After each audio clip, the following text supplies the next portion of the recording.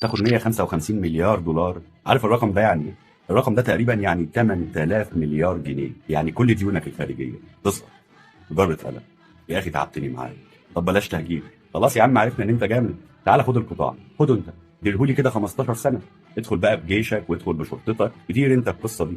2 مليون بني ادم عايزين اكل وعايزين شرب وعايزين كذا وعايزين كذا، عايزين تامين، عايزين جيش، عايزين تعمل لهم دوله تديرها انت وتشيل انت بقى الليله دي كلها اللي انا مش قادر اشيلها.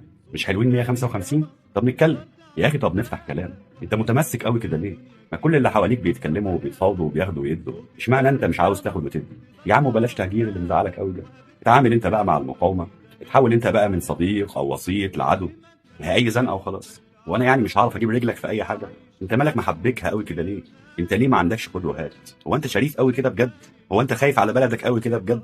هو انت مصري قوي كده بجد؟ الكلام اللي بيخرج من الكواليس بقى له فتره طويله قوي وما كانش اكيد بقى اكيد. زعيم المعارضه بتاع اسرائيل بيقدم عرض للامريكان محاوله لحل الموقف.